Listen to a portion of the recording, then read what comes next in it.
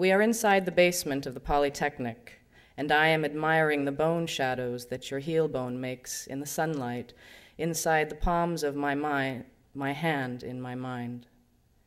When you come to my bed, your feet and hands, your breath is sweet, and we can love like this for hours. I can find Christ in your body. This, too, the documents have instructed, must be killed like a show on television, slowly and with pain and blood that is beautiful, like a red river. You made me into a woman, and I surrendered to it. The Christ was a woman also, to clean your feet, the heel. A man made into a woman and returned. But you don't come to my bed. This is the metal cot you are chained to in the Polytechnic. The manual stipulates the killing of the communist faggots first, and I do. We do it slowly, with time's extensions. A Christ, his face removed, his penis removed with a red-hot coffee-cutting implement, the maggots in the wounds, the teeth and hair weeks before. He is your Christ in the black pit with you. Each day becomes eternities of days. The sun never sets or rises, the bare light bulb on a wire.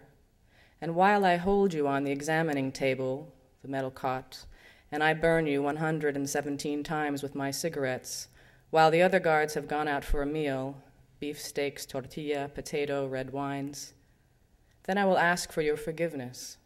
I understand that you become a Christ today also. And you look at me, or rather, you stare at me, make a picture on my closed eyelids, make a picture on the colored lit discs covering my eyes, on the pupil through these tinted lenses to arrive at my retina. I am always wearing the sunglasses in this room for what I cannot say. So this look, a stare, I have said. An ethereal beast looks from his bodied cage where pain is made into a commodity of sugary things, where sugar, sleep, your head pulled from the basin of water, where breath can be enough to make me into your God, but a God without rivers, an unsatrapied God of the shadow's shadow, lonely on his throne.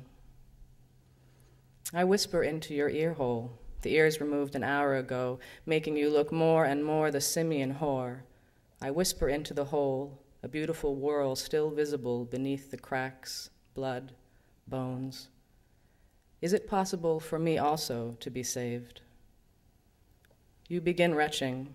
The vomit heaves you up from the cot where you are held by the chain, and you cannot stop the retching, the heaves, continual shaking of your legs and arms, the hands, the nose not removed, not yet.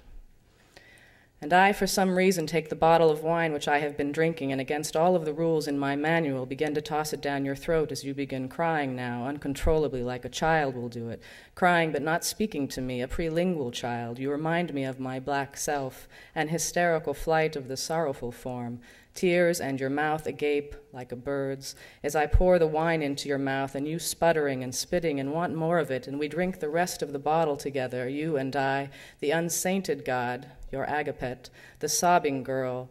There in the dark I hold you closely, and we are like lovers amidst the howls of shit, the pissed floors, your ear shells on the floor next to my booted feet, mine own hands, handiwork.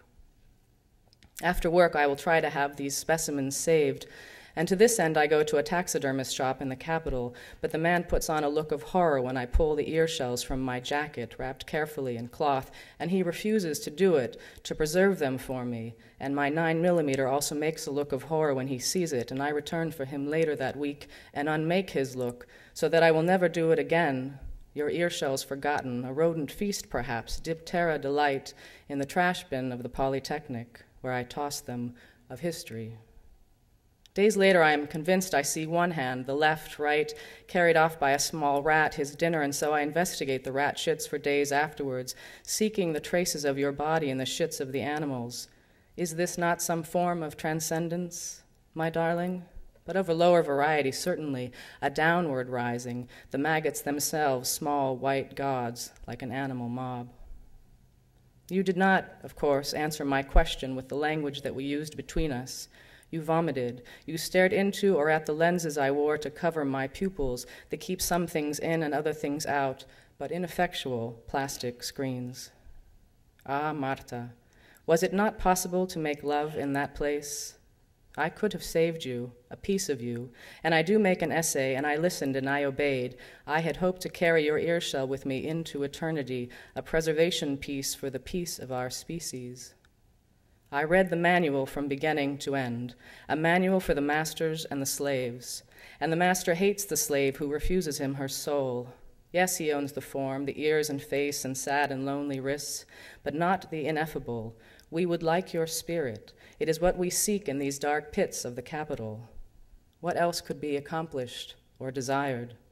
The speaking, the words I can make you utter, all of the phrases forced with breathy sound in the language that we use between us, this Castilian, this not what I'm after, I won't pretend. Information like a dog, and we beat the dog, kill the dogs. No, it is you I want, that withheld piece. What shall I call it except love? Why can't you give it to me? Why, even at the end, the pit's stench has defeated you, the pit's death howls, the pit's endless night. Why, even then, even when your vagina has been opened to the air like a ripe plum, purple, reds, your breasts slashed, why, how, then do you still withhold it from me?